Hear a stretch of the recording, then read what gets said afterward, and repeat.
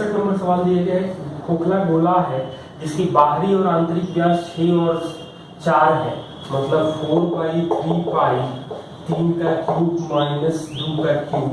यह आयतन होगा, और इसको पिघला करके एक शंकु में बदलना है जिसका व्यास दिया गया है 8, मतलब 1/3 पाई 4 का स्क्वायर, हाइट नहीं मालूम है, हाइट ऊंचाई है। तो पाई/3 1 4 तो 1 कटेगा, 27 में से 8 घटेगा 19, मतलब एच का मान आएगा 19/4 यानी 4.75 सेंटीमीटर। क्वेश्चन 62 दिया गया है, एक ठोस बेलन की ऊंचाई 10 और त्रिज्या 6 है, मतलब हाइट दिया गया है बेलन के लिए 10 और त्रिज्या दिया गया है 6, इसको शंकु बदल रहे हैं और 1 2 में मतलब 2 शंकु बना रहे हैं। हाइट वही रहती है तो चपटा पृष्ठीय क्षेत्रफल में कितने प्रतिशत की वृद्धि होगी? तो शंकु का आयतन होता है 1/3 पाई आर स्क्वायर एच और बेलन के लिए होता है आयतन पाई आर स्क्वायर एच। मतलब साफ साफ दिखाई दे रहा है कि बेलन का आयतन शंकु के आयतन के 3 गुना होगा जब त्रिज्या और ऊंचाई बराबर हो। तो 1 2 में करना है, हाइट बराबर रखना है, मतलब पहले वाले शंकु के लिए r जो आ जाएगा वो 6 आ जाएगा और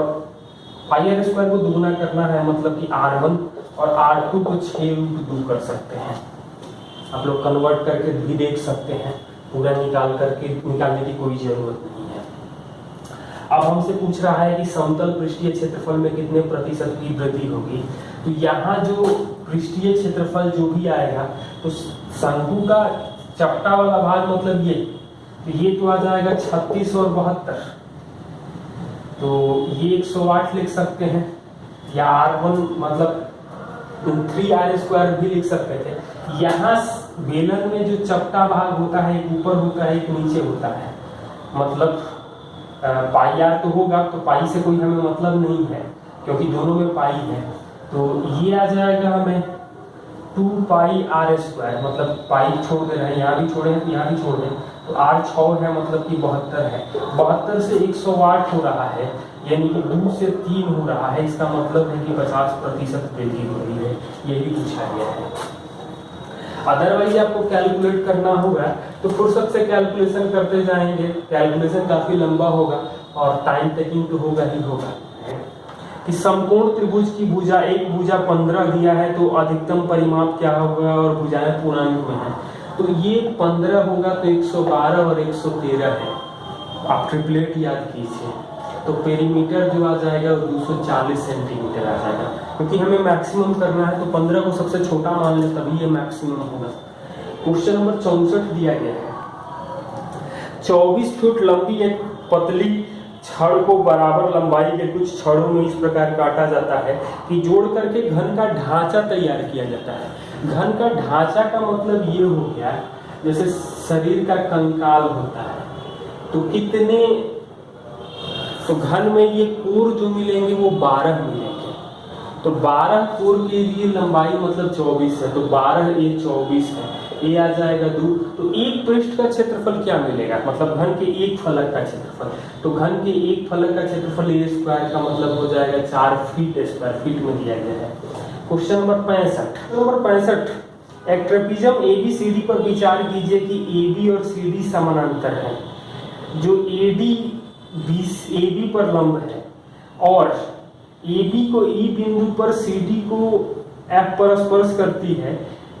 EB दिया गया है हमें 25, तो ये चीज हम लोग ये देख सकते हैं और एक अंतःवृत्त खींचा जा रहा है, तो EB हमें दिया गया है 25 और तो ये B कर लें, ये E हो जाएगा तो ये 25 हो जाएगा, ये A हो जाए,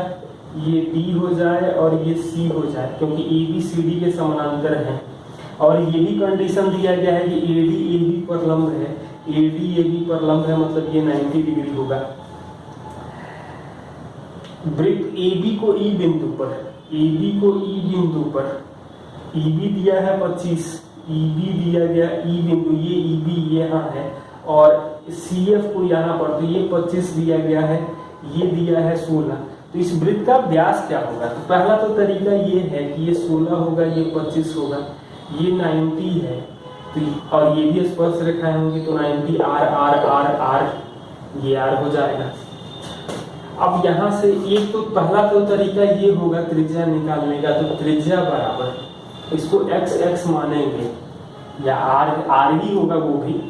तो r मानेंगे तो r plus 16 into r plus 25, मतलब इन दोनों भुजाओं के गुणनफल, और r plus 16 plus r plus 25 ये हो जाएगा r का मान आप लोग निकाल सकते हैं। या मैं कुछ और बताना चाहता हूँ, ये 90 है तो इसके समांतर एक लाइन और खींचेंगे तो ये 90 होगा। ये 16 है सामने,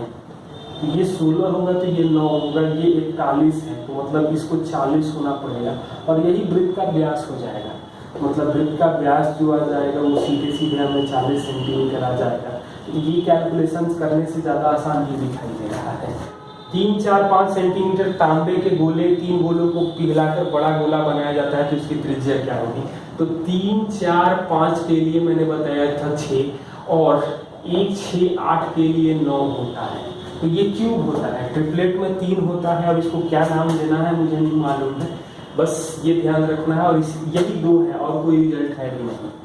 और इसी के मल्टीपल भी लागू होते हैं। क्वेश्चन नंबर 67 दिया गया है, एक अर्धगोले का आयतन दिया गया है एक, तो अर्धगोले का आयतन मतलब 2/3 पाई r क्यूब दिया गया है, 155 232 सेंटीमीटर स्क्वायर, इसकी त्रिज्या क्या होगी? और ऑप्शन जो दिया गया है 40, 42, 38, 36। अब यहाँ पर एक चीज साफ साफ दिखाई दे रहा है, ये इंटीजर है, ये 22/7 आया है, ये 3 है, तो मतलब कि 21 तो कटना चाहिए, तो साफ साफ है कि 21 का मल्टीपल एक ही दिखाई दे रहा है जो 42 है। क्वेश्चन नंबर 68 दिया गया है, एक बाल्टी कटे हुए शंकु के रूप में है, तो बाल्टी तो शंकु का ही कटा हुआ भाग होता है, जिसके व्यास 6 और 12 है, तो त्रिज्या 3 और 6 हो जाएगी। ऊंचाई दिया है 7, तो आयतन, तो बाल्टी का आयतन होता है πh/3 r² plus r² plus rr। इसको हम लोग लिख सकते हैं 22/7 गुणे 7/3, 6 स्क्वायर 3 स्क्वायर 6 गुणे 3,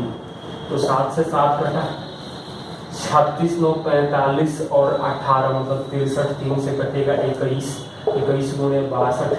22 यानी 462 सेंटीमीटर क्यूब हो जाता है। क्वेश्चन नंबर 69, एक शंकु की